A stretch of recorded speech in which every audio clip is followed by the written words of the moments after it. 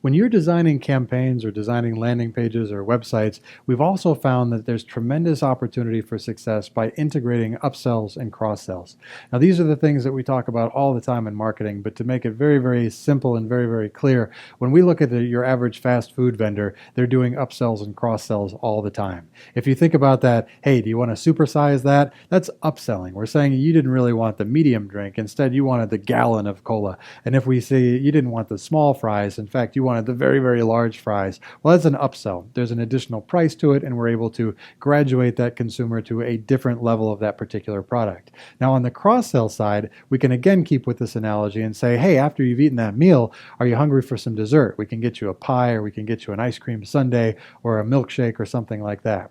That would be the cross-sell. Now, we can use this all over the place, and I'll give you a few examples where I think it's been used very, very well and where it's been just designed right into a particular experience. So the first one that is seen quite a bit is in the e-commerce area. So when you decide to put something in your shopping cart, so let's say you decide to purchase a camera.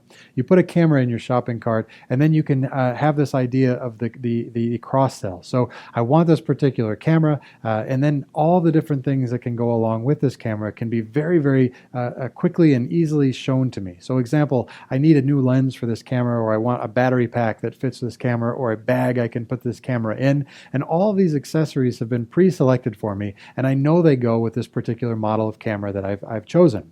Now for me, the consumer, this is very helpful. All I have to do is check off the ones that I want, add them to my shopping cart, and I have no doubt that it's going to be the right battery pack and the right recharger and the right bag and the right shoulder sling and the right everything else that I need, and it shows me all the accessories that I could possibly want. So this is a very positive experience. It helps the consumer get what they want, and of course it helps the vendor to sell more of their products.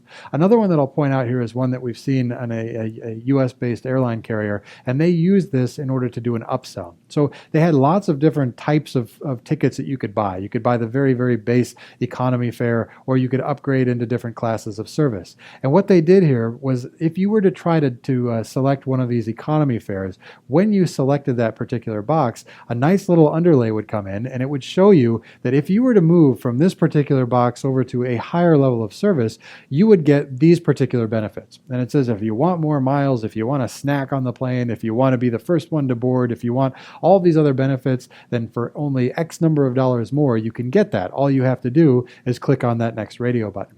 And it's a very, very just integrated way of doing this in the design, and it's a great way to get people to upsell on that particular product offering.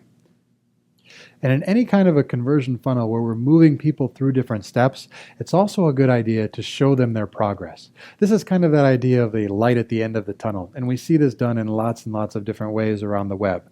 Whether it's a 1, 2, 3, 4 step process to purchase something, or you want to build your entire dream car in the course of 5 or 6 steps, or if you want to get to something from a selection stage or a research phase all the way through to booking your ticket, showing this progress throughout the conversion funnel is something that we've seen a lot of people have success with when they test. So they say, I'll try this particular process and not show these stages, or I'll try this particular process and show them where they are along the way. It helps usher people through this particular experience and let them know, I've only got 2 steps left. I was thinking about abandoning this, but I'm so close. This is what I want to do.